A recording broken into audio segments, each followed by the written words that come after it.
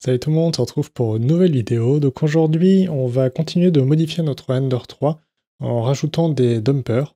Donc on a déjà ajouté un dumper sur l'axe des X, donc avec le petit chariot, et sur l'axe des Y avec le plateau. Sauf que n'étant pas très satisfait, j'allais dire déjà, de celui sur l'axe des Y, parce que le problème c'est que quand on met le plateau tout à l'arrière, eh ben, on n'arrive pas à arriver à l'interrupteur de stop. Donc le problème c'est qu'on est obligé de le décaler, donc on perd un petit peu en surface d'impression et le moteur il est un peu sur le côté, mais bon, je vais dire au moins il a toujours sa place, mais le problème c'est que le plateau tape sur le moteur, ne permet pas d'aller sur l'interrupteur, et c'est plutôt problématique, donc déjà on va essayer de corriger ce problème-là, en ajoutant, j'allais dire, une pièce intermédiaire, mais ça vous allez pouvoir le voir sur l'installation, ce sera assez simple et efficace, vous allez voir. Ensuite, nous allons essayer d'ajouter notre dumper sur l'extrudeur. Donc, j'allais dire, c'est pas vraiment celui qui fait le plus de bruit, mais quitte à avoir des dumpers, autant les installer, hein, j'allais dire. Après, vous voyez si vous souhaitez en mettre ou non. Et enfin, on va essayer d'en mettre sur l'axe des Z. Alors, l'axe des Z, c'est sans doute celui qui fait le plus de bruit actuellement pour moi sur l'imprimante, et j'ai vraiment envie de voir ce que ça peut donner. Alors il faut modifier un petit peu la structure, j'allais dire, de la manière dont il est attaché sur le châssis, mais je pense qu'il y a moyen que ça aide plutôt pas mal pour réduire le bruit sur l'imprimante. Parce que comme je dis, l'axe des Z, eh ben, c'est quand même celui qui fait le plus de bruit pour moi, ça fait et tout qui résonne là-dedans. Enfin bon. Donc voilà, on va essayer de faire ça tout de suite, et je vous laisse regarder. Donc on va commencer par démonter donc l'axe des Y, donc le moteur qui se trouve juste derrière, pour changer un petit peu l'implémentation. Donc ce qu'on fait déjà, c'est qu'on le dévisse, on le sort donc de la courroie. On va démonter également l'interrupteur de stop, donc sur l'axe des Y, qu'on refixera en fait de l'autre côté. On va reprendre la petite plaque en aluminium pour la placer simplement de l'autre côté par rapport à la tige en 40-20 là, qu'on voit le profilé où il y a la courroie qui passe à l'intérieur. Donc on va réutiliser évidemment exactement les mêmes vis, il n'y a pas besoin d'en changer pour modifier l'implémentation pour cette pièce là en tout cas.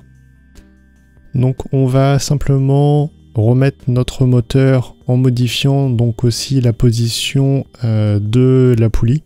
Donc ce que je fais, c'est qu'en fait je la mets quasiment le plus près possible du moteur. Ensuite on met la pièce en plastique autour, on essaye de glisser en même temps, j'allais dire, la courroie à l'intérieur, on replace notre dumper devant, on glisse les vis entre le support en alu et le dumper, et ensuite on fait la même chose sur l'autre attache en bas. Donc ce qu'on pouvait faire, c'est éventuellement, j'allais dire, faire tout ça et placer seulement en dernier la plaque en aluminium qui sert de support pour fixer sur le châssis de l'imprimante. Mais au final ça a passé très bien comme ça, donc j'allais dire pourquoi pas. Donc ensuite on va tout simplement refixer notre dumper sur la partie en aluminium. Donc là on réutilise également les mêmes vis, il n'y a pas besoin d'en changer. Pour fixer celle avec la pièce plastique qu'on vient de rajouter, il faut utiliser soit des vis en 25 mm, soit en 30 mm, en M3. Ça dépend un petit peu de la pièce que vous avez. J'allais dire le 25 était à peine trop long pour moi et le 20 était presque trop court. J'ai utilisé du 20 quand même parce que ça passait. Donc là on va utiliser des M4 en 30 mm pour pouvoir refixer donc l'interrupteur avec la petite pièce en plastique donc on voit que j'ai rajouté. Donc ça là rien de plus simple, on va juste simplement écarter un petit peu l'interrupteur. On revisse tout ça donc sur le châssis de l'imprimante. Et on va retester donc juste derrière pour montrer tout simplement que le plateau va bien toucher maintenant de nouveau sur l'interrupteur qui est replacé en fait à la position où il était avant. Donc on peut voir qu'on remet exactement deux vis, donc c'est-à-dire qu'on le remet à la même place. Et là, je ne sais pas si vous le voyez, mais la roue va bien appuyer donc sur l'interrupteur. Donc on s'attaque maintenant à l'extrudeur. On va retirer tout simplement les câbles qui passent sur le côté. On va retirer le Bowden Tube, donc le petit tuyau en plastique qui permet de faire passer le filament. et on va tout simplement dévisser donc les vis qui retiennent l'extrudeur sur la partie métallique via donc le système en plastique qui s'use un petit peu d'ailleurs au passage. Donc on va retirer tout simplement le moteur. Donc là, on va replacer simplement un dumper. Regardez bien le sens par rapport au câble pour éviter des soucis sur le remontage, mais vous allez comprendre pourquoi. On va tout simplement remettre les deux petites vis qui permettent de mettre donc le dumper sur le moteur, qu'on va tout simplement replacer en dessous de la pièce plastique. Donc tout ça sur la partie qui monte et qui descend. On va remettre donc sur la vis uniquement, j'allais dire, en face de nous, à gauche.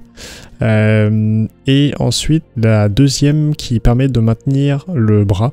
Et pour ceux qui utilisent donc l'attache du filament en haut de l'imprimante, il faudra quand même vérifier l'usure du câble qui rentre dans cette pièce plastique. On va faire une petite pause, c'est que la partie en fait qui est ici, donc la poulie, il va falloir la remonter un petit peu. Donc ce que je montre pas sur la vidéo, parce que du coup en fait je l'ai fait mais qu'après où je me suis rendu compte que le fil n'était pas très bien entraîné. Donc tout ça il faudra simplement le remonter un petit peu. Ensuite on remet donc la pièce plastique, on la visse un petit peu, on remet le ressort en position. Il suffit ensuite de revisser la vis du fond qui va accrocher le moteur donc sur la partie qu'on a libérée. Donc c'est pour ça que le sens du dumper a une importance par rapport au câble, donc il part bien sur la droite. On finit de resserrer toutes nos vis et voilà, on a notre extrudeur qui est maintenant en place. Donc on a juste à tester le bras de levier et voir s'il n'est pas trop dur. Donc sinon il faudra redévisser un petit peu la vis donc pour éviter que ce soit trop difficile à la manipulation derrière pour pouvoir faire passer vos filaments. On retourne maintenant sur notre moteur sur l'axe des Z. Donc là on va tout simplement défaire la tige filetée. Donc là il suffit de dévisser la partie en alu qui fait la jointure entre les deux. On va dévisser ensuite notre moteur du châssis. Donc on voit qu'il y a deux vis noires sur la partie du fond. On va retirer la pièce plastique donc avec les deux vis qui ne vont plus nous servir sur la nouvelle implémentation. Toutes ces vis, évidemment, il vaut mieux les garder parce qu'on a tendance à vite les réutiliser. Donc maintenant, le dumper, on va le fixer, vous voyez, par en dessous. Sauf que pour ça, il va falloir qu'on retire nos vis. Donc là, il vous faudra un tournevis cruciforme et pas une clé comme quasiment toutes les autres vis de l'imprimante. Donc là, il va nous falloir d'autres vis supplémentaires. Donc là, je n'ai pas pu en réutiliser. Donc on a du M3 en 30. Donc là, il va falloir revisser toute la vis jusqu'au bout et donc bien maintenir en place le dumper. Donc il se met bien sur la partie en bas du moteur et pas en haut. Donc là, il ne faut pas se tromper. Donc le sens que j'ai mis, c'est donc la vis en haut à droite par rapport au câble. Donc il va nous permettre de refixer notre support derrière. Donc on peut voir qu'il y a un trou, donc ça va nous permettre en fait de visser deux vis de part et d'autre. Donc là on voit que j'ai des vis qui ont une tête ronde qui en fait ne passe pas sur le profilé.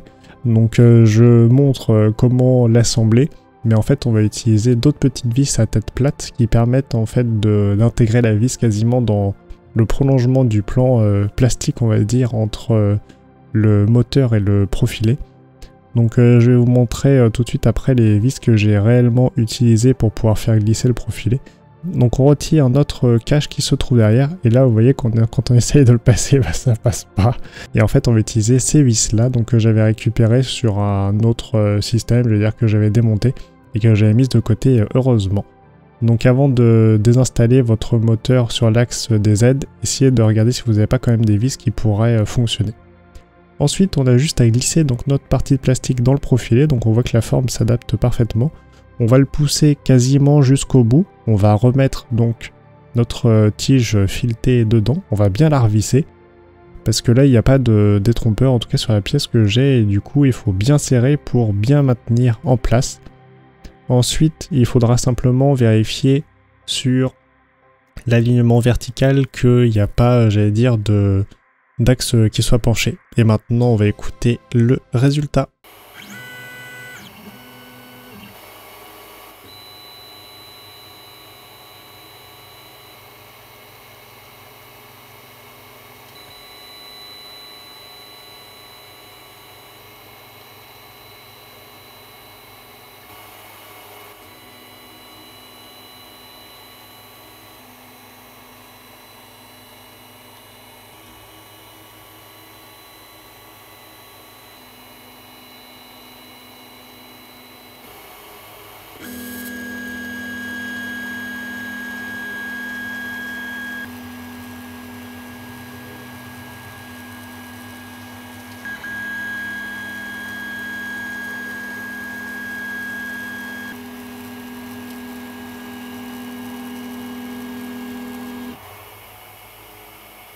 Donc voilà, on a rajouté maintenant notre dumper sur l'extrudeur, sur l'axe des Z, et on a modifié l'implémentation sur l'axe des Y pour avoir quelque chose d'un petit peu plus propre, et éviter d'avoir, j'allais dire, l'interrupteur qui bouge de position, qui bouffe un peu sur notre surface d'impression et tout.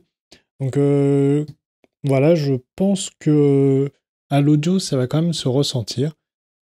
Surtout évidemment sur l'axe des Z, parce que c'est celui qu'on va pouvoir tester le plus facilement. Après, sur l'axe des Y, je pense que la différence est relativement minime, parce que le dumper était déjà présent, là on a rajouté une pièce plastique, et j'ai changé un petit peu, j'allais dire, la tension sur la courroie, pour pouvoir retrouver quelque chose d'à peu près équivalent, parce que j'ai l'impression que c'était plus forcément assez tendu. Que pour l'extrudeur, je n'ai pas fait de test. Pour l'axe des Z, il faut, j'allais dire, bouger un petit peu la pièce pour essayer d'avoir un axe Z le plus vertical possible. Mais sinon, j'allais dire, voilà, on a fait nos modifications, donc à vous de voir si ça vous intéresse, de les faire aussi de votre côté. Je sais pas si je les conserverai toutes, peut-être que j'en enlèverai certaines.